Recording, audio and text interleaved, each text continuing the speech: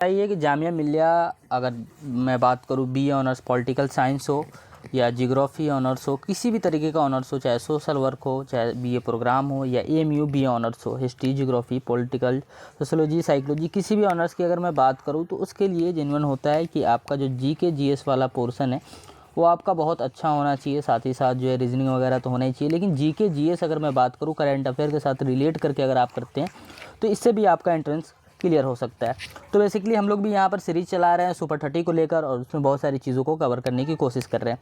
तो मैं first day ही आप लोगों को बताया था कि मेरा जो मेथड है पढ़ाने का, उसमें सबसे पहले आपको पता चल रहा होगा को रिलेशन, यानी को रिलेशन मेथड अगर बात करूँ, और उसके बाद होता है एक एलोबरेशन मेथड, है ना, एलोबरेट करके हम कैसे चीज़ों को करते हैं। ठीक है, तो अगर मैं बात करूँ कोरिलेशन और एलोबरेशन को लेकर, तो आज हम लोग क्या करेंगे इस वीडियो में, एक किसी टॉपिक को या एक किसी पॉइंट को उठाएंगे और उस पर कोरिलेट करते हुए चीज़ों को कवर करने की कोशिश करेंगे। ये इतनी आसानी से आप लोगों को समझ में नहीं आने वाला है कोरिलेशन मेथड, टाइम लगेगा थोड़ा सा, लेकिन जैसे जैसे आप जितना पढ़ते जाओगे, जितनी चीज़ें आपके दिमाग में स्टोर होंगी, उस तरीके से आपका ये हल्का होता चला जाएगा। तो आज बेसिकली हम लोग स्टार्ट करते हैं थोड़ा सा जो नोबेल प्राइज़ है ना,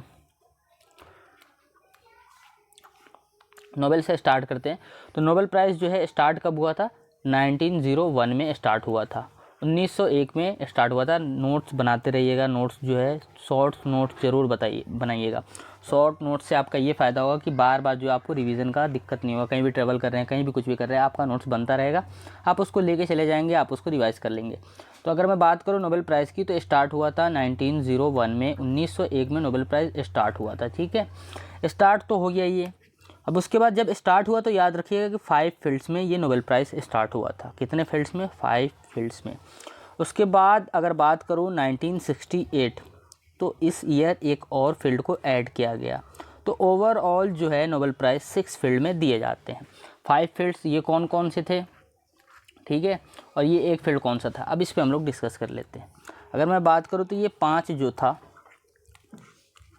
आपका, पहला जो था लिटरेचर, ठीक है, लिटरेचर के फील्ड में दिया जाता था।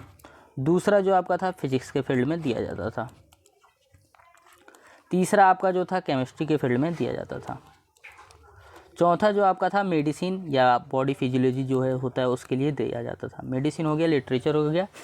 उसके बाद में आपका एक और फील्ड था जिसको हम लोग बोलते हैं पीस, नोबेल पीस प्राइज़, जो बहुत ज़्यादा इंपॉर्टेंट भी होता है। तो ये 5 फील्ड में 1901 में आपको दिया गया, स्टार्ट किया गया, डिस्ट्रीब्यूशन हम लोगों ने स्टार्ट करना शुरू किया। ठीक है, आगे हम थोड़ा सा बढ़ते हैं और देखते हैं। तो 1968 में क्या हुआ था कि एक और फील्ड को ऐड किया गया था जिसे हम लोग बोलते हैं इकोनॉमिक्स।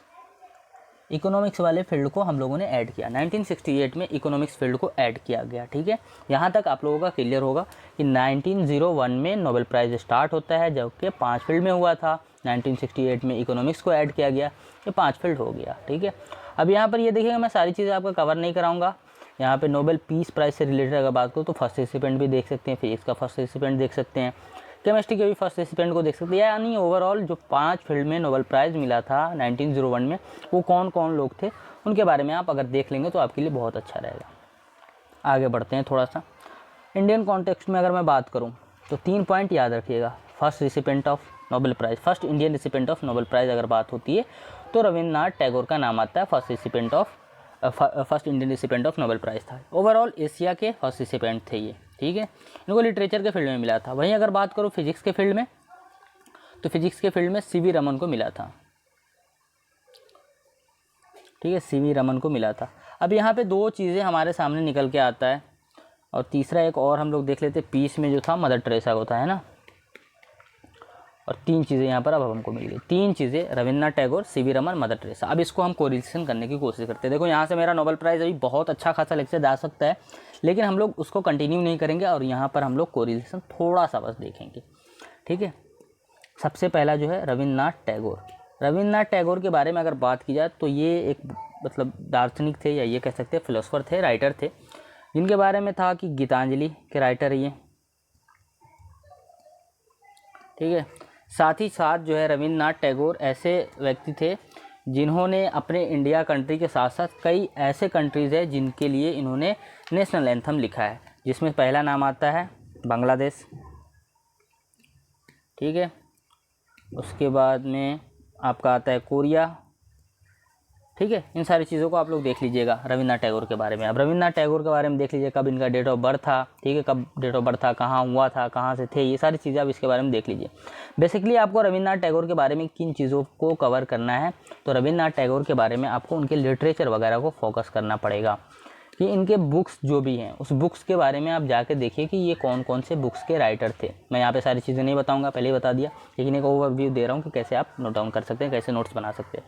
रविन्द्रनाथ टैगोर के बुक्स वगैरह को जाके देखिए, ठीक है, जितने भी बुक्स वगैरह थे उनको देखिए जिन चीज़ों के ये राइटर थे। बहुत सारे बुक्स हैं इनके, बहुत सारे हैं, उनको आप जाके चेक कीजिए, बहुत अच्छे से आपका नोट्स बन जाएगा, ठीक है।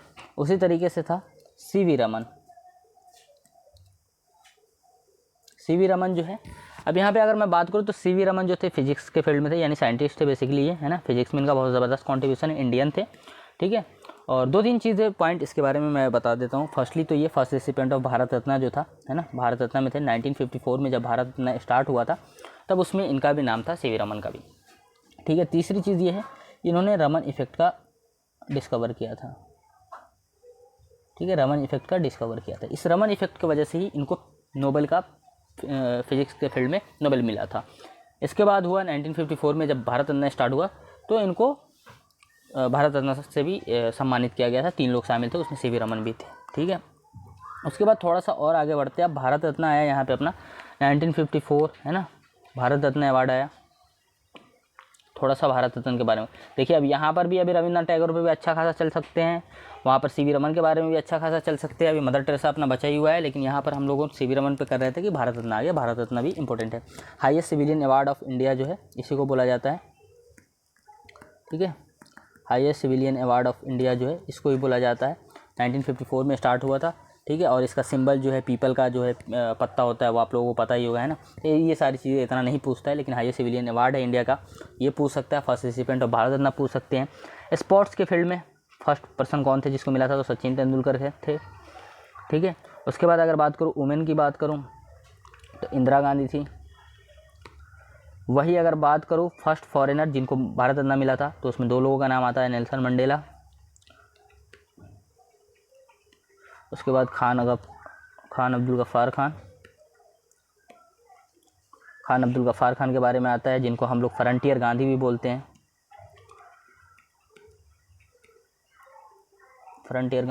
हैं, देखिए अभी आप लोग नेल्सन मंडेला भारत रत्न पे ही थे, वहाँ भी अभी चीज़ें चल रहा है, ठीक है। उसके बाद में अगर बात करूँ तो भारत रत्न के बारे में तो और भी बहुत सारी चीज़ें बातें हो सकती है। इसके बाद भारत रत्न से अवार्ड करके उसके बाद में सिविलियन अवार्ड जो है पद्मश्री, पद्म भूषण, पद्म विभूषण, वो सारी चीज़ों पे हम लोग चीज़ें कर सकते हैं। लेकिन यहाँ पर अब अपने पास पॉइंट क्या आ गया था, खान अब्दुल गफ्फार खान भी आ गया था, अपने पास नेल्सन मंडेला भी आ गया था, उसके बाद में इंदिरा गांधी भी था, बहुत सारी चीज़ें थी इस तरीके से। तो उन सारी चीज़ों को आप कवर कर सकते हैं, बहुत अच्छे से कर सकते हैं। मैं इसीलिए कहता हूँ कि कोरिलेशन का मतलब होता है जैसे इस पॉइंट से उठ के इस पॉइंट पे आए, फिर यहाँ पे थोड़ा सा इस तरीके से वक्त बना के फिर हम दूसरे पॉइंट पे चले जाते हैं। फिर यहाँ पे थोड़ा सा बना ज़रूरी नहीं कि यहाँ पे बहुत सारा बने, मतलब पॉइंट यहाँ से हम यहाँ पे भी जा सकते हैं, एक पॉइंट के बाद भी यहाँ से हम डाइवर्ट हो सकते हैं। यहाँ पे आगे पता चला कि एक पॉइंट लिए, फिर उसके बाद उससे डाइवर्ट हुए और यहाँ पे बहुत सारा पॉइंट मिला, अगला पॉइंट हम आए यहाँ पे अपना ख़त्म कर दिया, है ना। तो ये होता है ना। जिस तरीके से मैं अभी आपको बता रहा था, नोबेल से स्टार्ट किया, भारत रत्न पे आया, सी.वी. रमन पे आया, रविन्द्रनाथ टैगोर पे आया, इंदिरा गांधी पे अभी मैं बात नहीं किया, मदर टेरेसा पे भी बात नहीं किया हूँ, है ना। इस तरीके से बहुत लंबा जा सकता है, लेकिन यही है, इसके लिए शर्त है कि आपका जो है बहुत अच्छा जो है अंडरस्टैंडिंग होना चाहिए, बहुत सारी चीज़ों को आपके अंदर स्टोर होना चाहिए। तो धीरे धीरे आपके अंदर भी हो जाएगा। नोट्स बनाते रहिए, मैं बार बार कह रहा हूँ। अगर आप लोग चाहते हैं कि लाइव क्लासेस हो और आपको चीज़ें अच्छे से समझना है, तो स्टूडेंट इन्फो ऑनलाइन कोचिंग आप लोग ज्वाइन कर सकते हैं, और स्टूडेंट इन्फो ऑनलाइन कोचिंग आप ज्वाइन कर सकते हैं, ठीक है। इसके लिए आपको करना क्या पड़ेगा, बेसिकली सिर्फ अगर कोचिंग ज्वाइन करना है तो इसके लिए आपको ज्वाइन करना पड़ेगा, तो 9891460883 पे आप कांटेक्ट कीजिए, ओनली फॉर कोचिंग। इस पर कांटेक्ट कीजिएगा किसी भी तरीके का डिटेल के लिए, इस पर कोचिंग के रिगार्डिंग आप कर सकते हैं। कोई भी डाउट हो कोचिंग से रिगार्डिंग, आप इस पर कॉल करके मैसेज करके, व्हाट्सअप मैसेज के जरिए या व्हाट्सअप कॉल करके आप डिटेल ले सकते हैं, ज्वाइन कर सकते हैं। बैच ऑलरेडी स्टार्ट है, 100+ बच्चे हैं अभी जो है, 50+ सुपर 30 के नाम पे जो है इनरोल्ड हो चुके हैं, तो आप भी इनरोल्ड हो सकते हैं। बहुत नॉमिनल चार्ज ले रहा है, पहली बात तो ये कि चार्जेस जो है बहुत नॉमिनल है, तो आप ज्वाइन कर सकते हैं। Thank you for